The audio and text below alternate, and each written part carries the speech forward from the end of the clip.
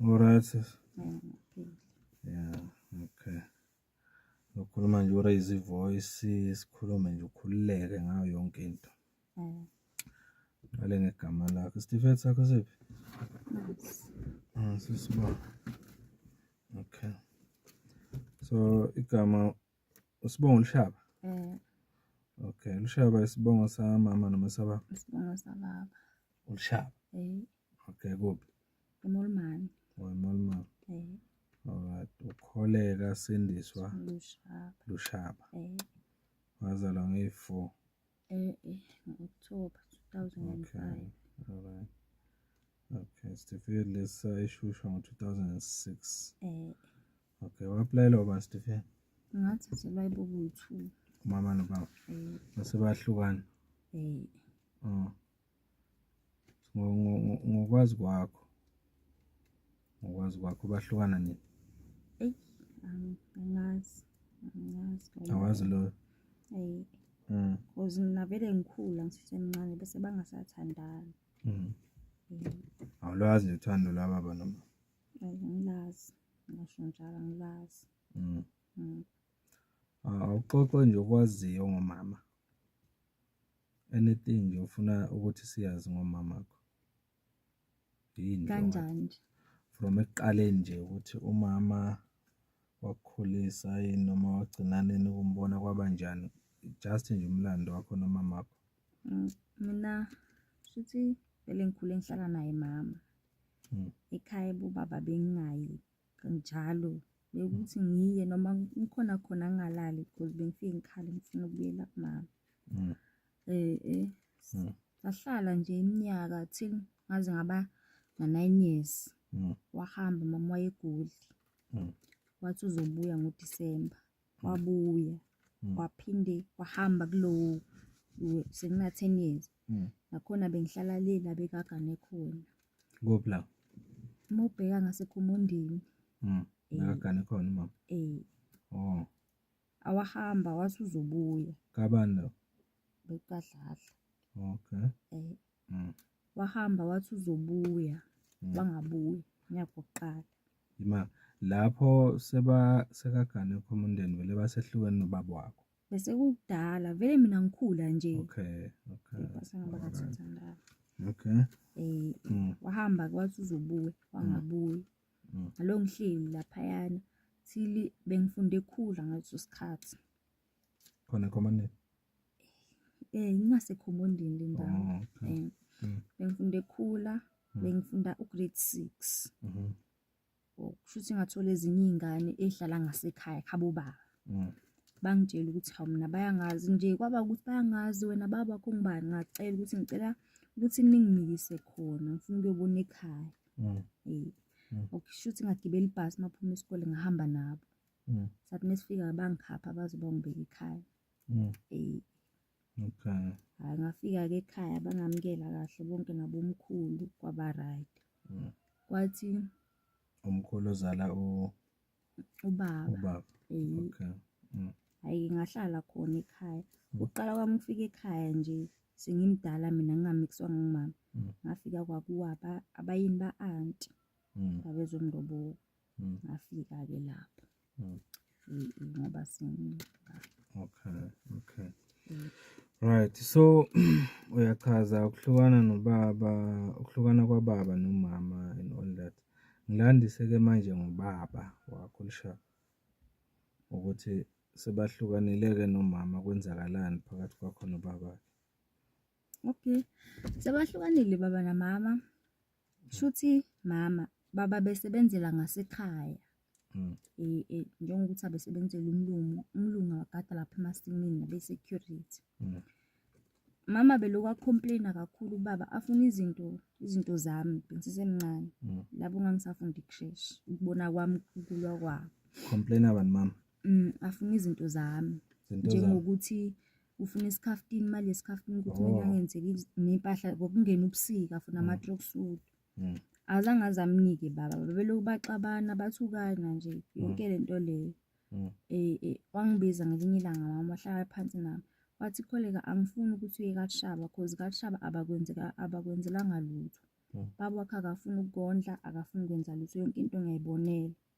And nami ngabona ngacanga ukuthi mamqamba amanga because ngathi mangiyograduate ka-grade R azange angithengele lutho baba. Mama wangithengela ijezi lesikole kuphela.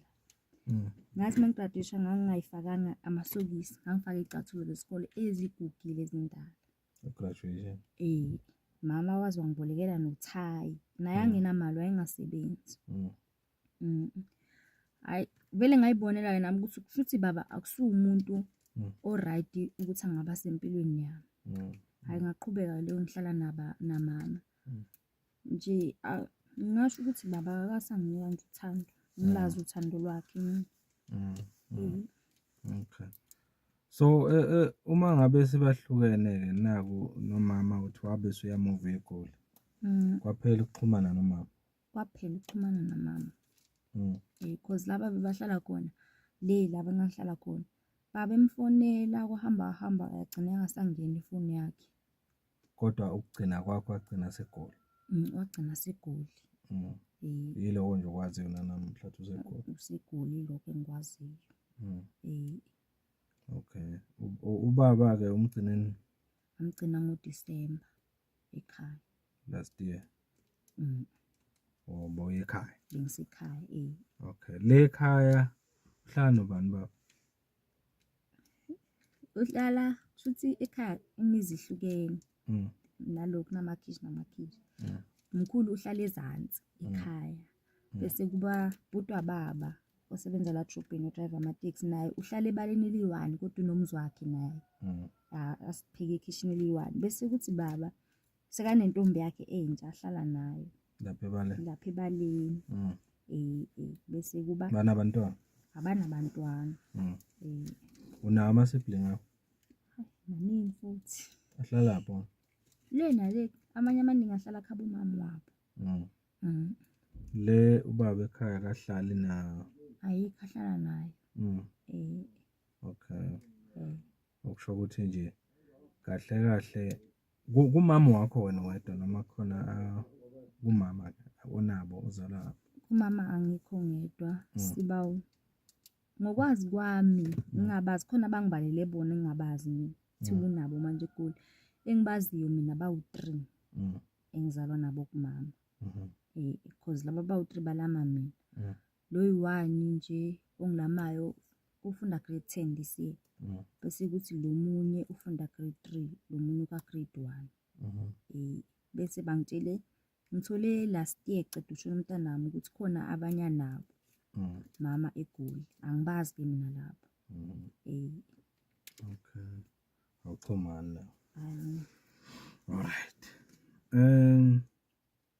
So awusho ke manje sengiqonda nje ngqo enkingeni ke onayo ngicabanga ukuthi is the main problem onayo odinga usizo kuyo nje basila. Kwenzakalani unenkinga yani manje?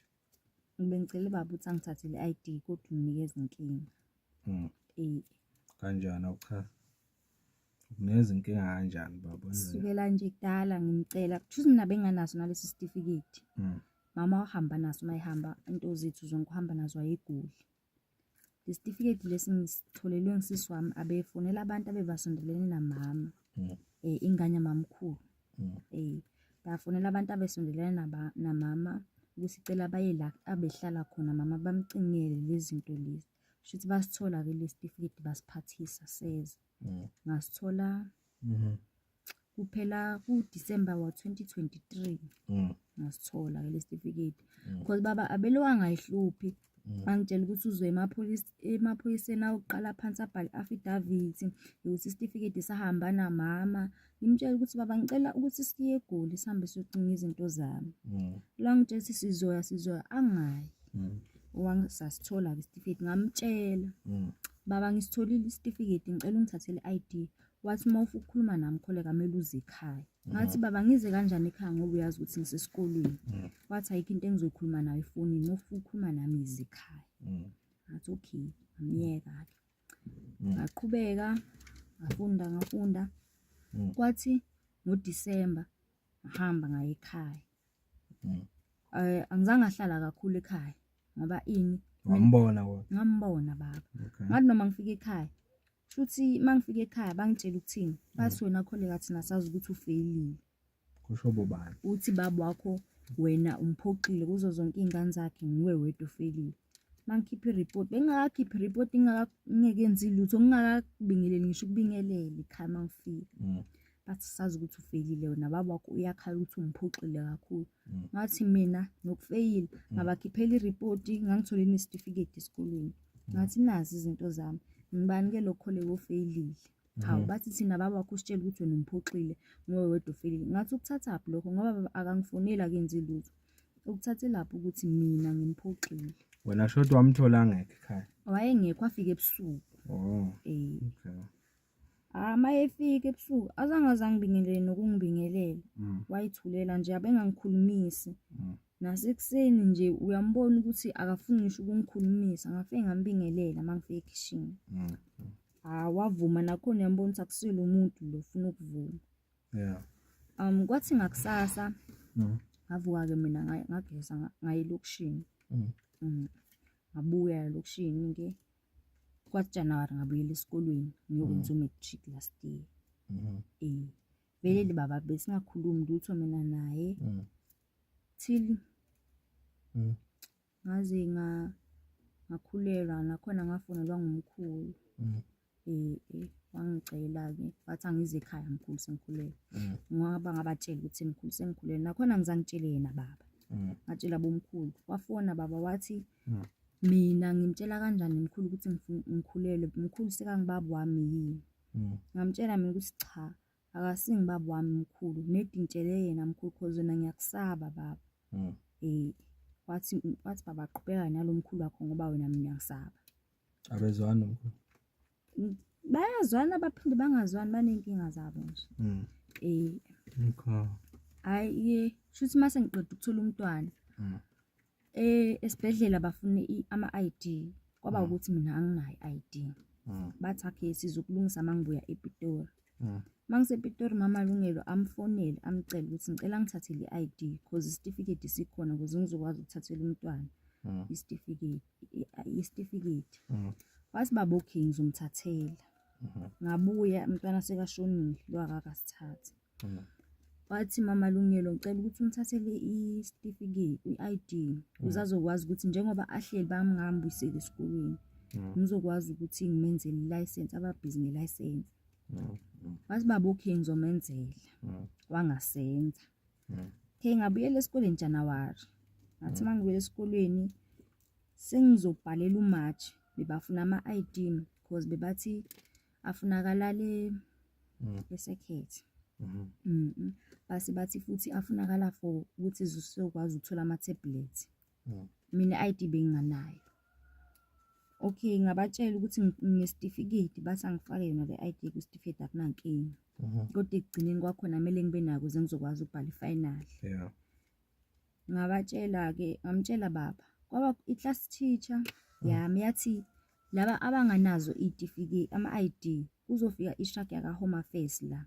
Ngicela ukuthi babhalise ama-ID number wabazali babo la ukuze sizokwazi ukubasiza. Ngamfonela baba ngamtshela ukuthi baba esikoleni kufunakala ama-ID number wenu. Ngicela ungiphe yakho mina ngoba ngaze yakho. Ngitshela baba ngizoyenzani i-ID number yakhe. Ngamtshela ukuthi esikoleni kufunakala ama-ID ukuze ngizokwazi ukufunakala ama-ID enu ukuze ngizokwazi ukuba ne-ID. Buka futhi seyindlela elula kusasa indlela ukuthi kumele sibhizi silanda izinto eziningi. Wathi baba kanti bengithanga ngisakuthathela ngikholeka i-ID. Ngathi okay ngicela ukhulume nalo thisha ke othe ufuna ama-ID wathi nginikeze inamba yakhe ayikho vele into engizoyikhuluma nawe. Ngathi okay ngangamnika baba inamba yakhe. Ngoba ngiyazi ukuthi into azoyikhuluma leyo uzofika abhiza abaliza izinto eziningi angenzi lokho kufunakalayo. Phinde ngamcela manje nje ngicela ubhayile uMarch. Baba ngicela ungithathele i-ID.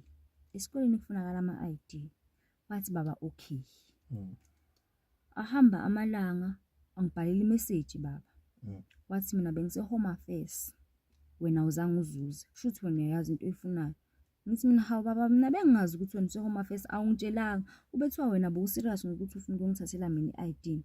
ngabe ungitshelile kwayizolo ukuthi kholeka uvuke ekuseni uhambe home affairs uyobamba line ngizokuthola khona kodwa awuzange uzukwenze lokho kushuthi bekukhona omiyeli ngahamba ngathola vele ukuthi abeyele umntanakhe omunye ukuyomthathela i-ID hayi komunye umama hayi mina ngoba ke lokho esixabana ngayo lento leyo indaba ye-ID khona la ngeke ngambhalela khona i-message i-VN ngamenzela i-VN ka WhatsApp ngamtshela nje ukuthi wena baba awungithandi awukasaba nendaba nami awungondli awungenzeli lutho akukho ongifisela kona empilweni ngathumeni nje imali yokubondla ngikakasi ngoba ngingaka nje akakasi angiyazi nje imali yakhe ithi mina since ngingaba yini respond wathini mawusho wangiphendula baba wathi mina kholeka wena ngizokunaka kanjani ubhizi ugijimisana nendoda ngathi baba kushuthi mina bengihlala emqhashweni mangihlala emqhashweni bengibhadara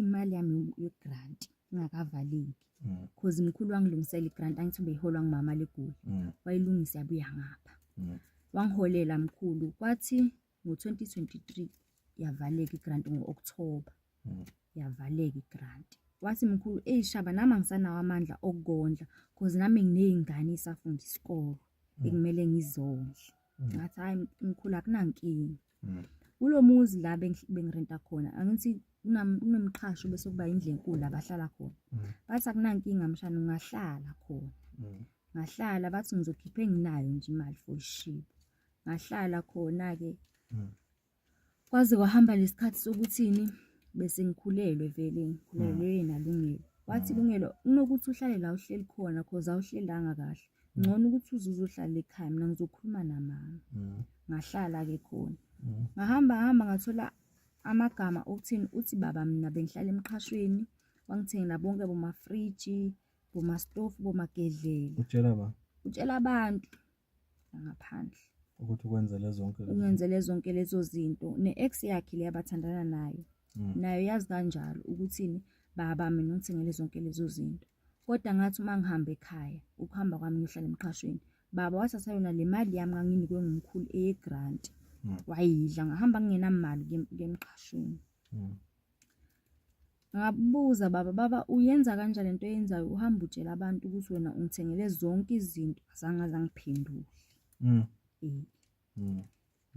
kwakumele ke vele ngangena choice nami bekumele ngihlale naye ilungelo cause bese ngingasakhoni ngisho ukuyithengela izinto zokugeza ngenza sure ukuthi imali engitholayo kumele ngithenge ukudla ulungelo baba engane yakho ubaba umntwana hayi ke ngokuba namanje ngisahlala naye uke wangibhalela ama-VN angitshela ukuthi angiqhubeke ngihlale nale Paralama yikho yini into azongenzela yona ngisahlala nale Paralama ngamtshela ngathi baba lo muntu ombiza ngePara nguye okwazi ukungithatha ngingenandawo yokuhlala wangithengela ukudla uyangazi nokuthi ngigqoka size bani ngilala ngigeze ngani ngilala ngidlini wena lento le ongayenzi ongenandaba nayo wathi baba ngiqhubeke ngihlala nale Paralama ngizoyibona noma ngingafa noma ngenzani noma ngihlala estradini ngaze abe nandaba yini ngilanda sengiyisidumbu ngathi okay baba akunankinga ngoba namanje sisaba ngalokho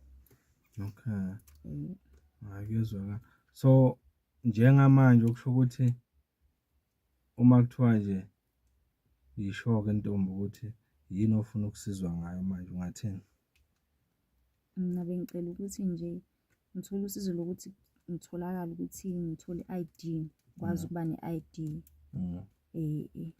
and okunye mina ngiyadinga ukuthi baba ngondle nami njengazo zonke lezingane zakhe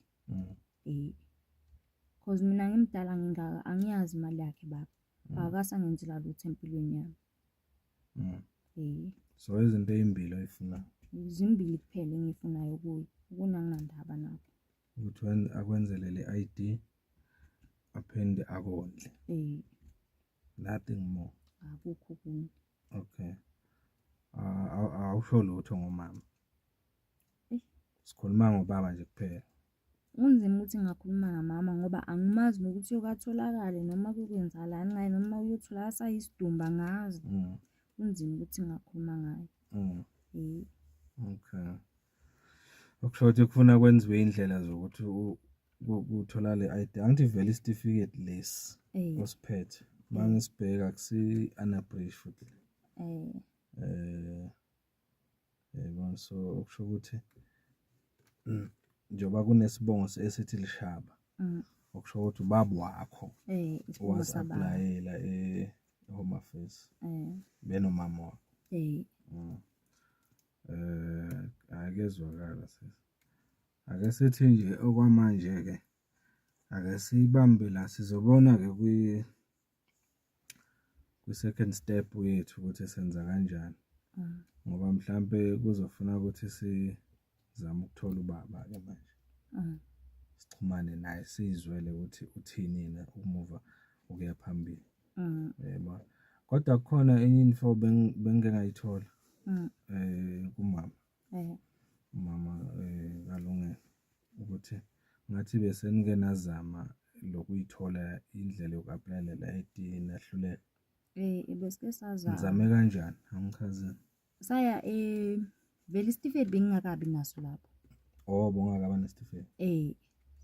Na sike sazama saya e-Home Affairs, bathi e-Home Affairs angeke bakwazi ukusisiza singekho isitifiketi futhi ingekho izinto zamama, ama-ID amama. Angeyikho into abazosisiza ngayo. Mhlampe bekukunini nje? 2021. Okay. 2021 sakuzama lokho-ke sahluleka. Ngaye ngahamba ngiyi-1 sengisitholile isitifiketi. Ngaya e-police station ngithi ngiyobhala i-affidavit ukuthi umama angimazi, so ngidinga ukuthi ngithathe i-ID. Bathi khona kudingakala baba ukuze sizokwazi ukuthi siyenze soyithule i-affidavit bese sihamba siyalini. Ngamtshela-ke baba azange asaphinda yakini. Abelwabhiza angitshetha ngihambe ngedwa ngile e-police station. Nahambanga naze nafika nama-social worker? Kuma-social worker ngangihamba namkhulu. That was then futhi ningakayitholi isitifiketi? Bengingakabi naso. Afika athini wona? Ama-social worker athi ayikho into angasiza ngayo, kumele kuze yena baba straight. Okay. Usho ukuthi kahle kahle indaba ingobaba? Ingobaba indaba. Obalekayo? Ufuna ukuthi kusondezwe yena la? Okay. Kahle kahle nje mangikulalela kahle, usizo oludingayo wena ukuthi kusondezwe ubaba wakho empilweni yakho. Akusaphote ngayo yonke indlela njengengane yakhe, even including uku-apply i-ID. Akezwakala sisi. Hayi, ake sithi sizobona ku-step 2. Ngalesi step sokuqala isitori sakho sizwakala. Sizobona komuva phambili ukuthi sihamba kanjani. Mina ake ngithi angibonge kwamanje, sizoxhumana nawe sibone ukuthi indlela ephambili ubaba singamthola kanjani. Sixoxe naye. Mayengeke kodwa sibalekele phela ngoba ebaleka kangaka. Sizobona ukuthi senza kanjani kodwa ne. Ngiyabonga.